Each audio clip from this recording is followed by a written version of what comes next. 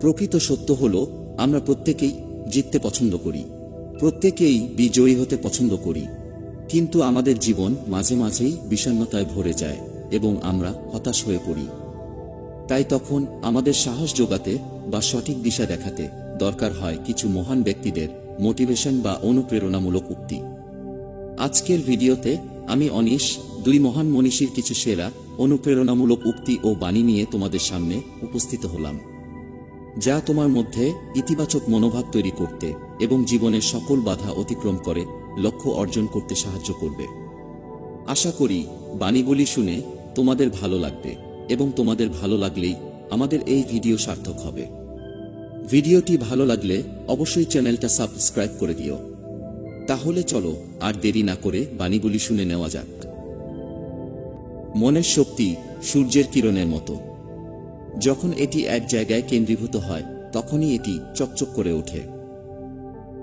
একটা পরিষ্কার কথা হলো, যারা কঠোর পরিশ্রম করে সৃষ্টিকর্তা তাদেরই সহায় হয়। প্রতিদিন সকালবেলা এই 5টি কথা নিজেকে বলবে। আমি সেরা, আমি নিশ্চয়ই পারব, সৃষ্টিকর্তা সর্বদা আমার সঙ্গে আছেন, আজকের এই দিনটা শুধু আমার, আমি জয়ী।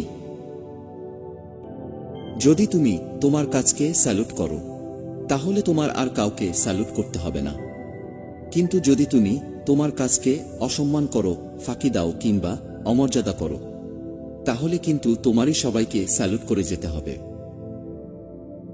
দুনিয়া তোমার সম্বন্ধে কি ভাবছে সেটা তাদের ভাবতে দাও। তুমি তোমার লক্ষ্যগুলিতে দৃঢ় থাকো, দুনিয়া তোমার একদিন পায়ের সম্মুখে হবে।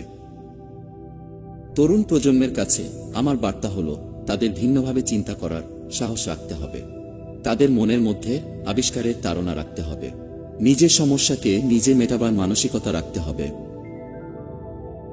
যে মানুষ বলে তার আর শেখার কিছু নেই, সে আসলে মরতে বসেছে। যত দিন বেঁচে আছো শিখতে থাকো। প্রকৃত শিক্ষা একজন মানুষের গৌরব বৃদ্ধি করে এবং আত্মসম্মান বাড়ায়। যদি প্রত্যেকটি মানুষ শিক্ষার বাস্তব অর্থ বুঝে নেয় এবং সেটা মানব উন্নয়নের প্রতিটি ক্ষেত্রে ব্যবহার করে, তবে এই দুনিয়াটা বসবাসের জন্য আরো ভালো স্থানে পরিণত হবে। যা কিছু তোমাকে শারীরিক, বৌদ্ধিক এবং আধ্যাত্মিকভাবে দুর্বল করে তোলে সেটাকে বিষ ভেবে প্রত্যাখ্যান করো। জাতির সবচেয়ে ভালো মেধা ক্লাসরুমের শেষ বেঞ্চ থেকেও পাওয়া যেতে পারে। সাহসী লোকেরাই বড় বড় কাজ করতে পারে। একজন আদর্শ ও মহান শিক্ষকের মধ্যে কয়েকটি বিশেষ গুণ অবশ্যই থাকতে হবে। সেগুলি হল করুণা, জ্ঞান এবং অদম্য ইচ্ছাশক্তি। এমন কাজ করে চলো যে তুমি হাসতে হাসতে মরবে আর জগৎ তোমার জন্য কাঁদবে। একটি দেশকে দুর্নীতিমুক্ত এবং সুন্দর মনের মানুষের জাতিতে রূপান্তরিত করতে হলে আমি বিশ্বাস করি 3 জন মানুষের ভূমিকা সবচেয়ে বেশি থাকে। ওই 3 জন মানুষ হলেন মা, বাবা আর শিক্ষক। একদিনে বা এক বছরে সফলতার আশা করো না, সবসময় শ্রেষ্ঠ আদর্শকে ধরে থাকো। যুব সমাজকে চাকরি প্রার্থী হওয়ার বদলে চাকরিদাতা হওয়া প্রয়োজন। যদি সত্যিই মন থেকে কিছু করতে চাও তাহলে পথ পাবে, আর যদি না চাও তাহলে অজুহাত পাবে। যে অন্যদের জানে সে শিক্ষিত, কিন্তু জ্ঞানী হলো সেই ব্যক্তি যে নিজেকে জানে, কারণ জ্ঞান ছাড়া শিক্ষা কোনো কাজে আসে না। মনের মতো কাজ পেলে অতি মূর্খও করতে পারে। যে সকল কাজকেই মনের মতো করে নিতে পারে সেই বুদ্ধিমান। কোনো কাজই ছোট নয়। শিক্ষণ হল একটি মহান পেশা যা কোনো ব্যক্তির চরিত্র, ক্ষমতা এবং ভবিষ্যৎকে আকার দেয়। যদি মানুষ আমাকে একজন ভালো শিক্ষক রূপে মনে রাখে, তবে সেটা আমার জন্য সবথেকে বেশি সম্মানজনক হবে। আমি বিশ্বাস করি যে কেউ কিছু পাওয়ার উপযুক্ত হলে জগতের কোনো শক্তি তাকে বঞ্চিত করতে পারে না। আমার মতে তুমি কম বয়সে অধিক আশাবাদী হও এবং এই সময় কল্পনা শক্তিও অধিক হয়, আর তোমার মধ্যে ভেদাভেদও কম হয়। কোনো বড় কাজই কঠোর পরিশ্রম ও কষ্ট ছাড়া হয়নি। সেই হলো ভালো শিক্ষার্থী যে প্রশ্ন করে। প্রশ্ন না করলে কেউই শিখতে পারে না। শিক্ষার্থীদেরকে প্রশ্ন করার সুযোগ দিতে হবে। সারাদিন চলার পথে যদি কোনো সমস্যার সম্মুখীন না হও তাহলে বুঝবে তুমি ভুল পথে চলেছ। সহজ এবং দ্রুত সুখের জন্য ছোটা উচিত না। প্রকৃত সফলতার জন্য দৃঢ় প্রতিজ্ঞ হও।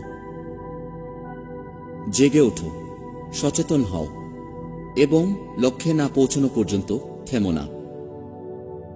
সফলতার আনন্দ পাওয়ার জন্য মানুষের কাজ কঠিন হওয়া উচিত, কারণ কঠিন কাজে আনন্দ বেশি পাওয়া যায়। ত্যাগ ব্যতীত কিছুই হতে পারে না।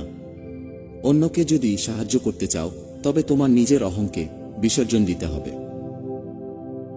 যারা হৃদয় দিয়ে কাজ করতে পারে না তাদের সাফল্য অর্জন আনন্দহীন ও আকর্ষণহীন, আর এমন সাফল্যের থেকেই সৃষ্টি হয় তিক্ততা।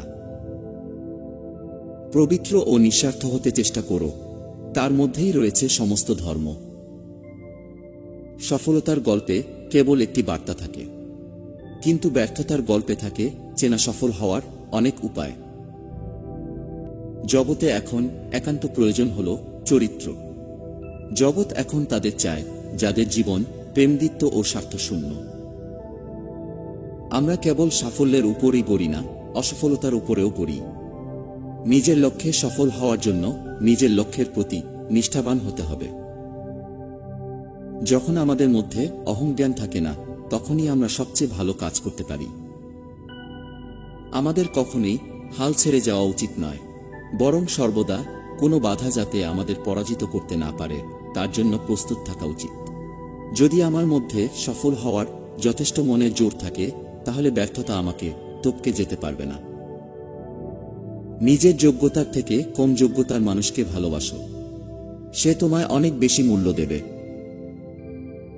যদি তুমি ফেল করো বা ব্যর্থ হও তাহলে মোটেই হাল ছেড়ে দেবে না, কারণ ফেল শব্দটার অন্য মানে হল ফার্স্ট অ্যাটেম্প্ট ইন লার্নিং, অর্থাৎ শিক্ষার প্রথম ধাপ। ভদ্র ভাষা আর নম্র ব্যবহার করলে মূর্খরা ভাবে লোকটি দুর্বল, কিন্তু আসলে সে জানে না এই গুণটি অর্জন করা কত কঠিন। জীবন হলো একটা কঠিন খেলা। ব্যক্তি হিসাবে মৌলিক অধিকার ধরে রাখার মাধ্যমে একমাত্র তুমি জয়ী হতে পারবে। দিনে একবার হলেও নিজের সঙ্গে কথা বলো, তা না হলে তুমি দুনিয়ার সবচেয়ে মহান ব্যক্তির সঙ্গে কথা বলতে পারবে না। জীবনে কঠিন সব বাধা আসবে বা আসে, তোমায় ধ্বংস করতে নয়, বরং তোমার ভেতরে লুকিয়ে থাকা শক্তিকে অনুধাবন করাতে।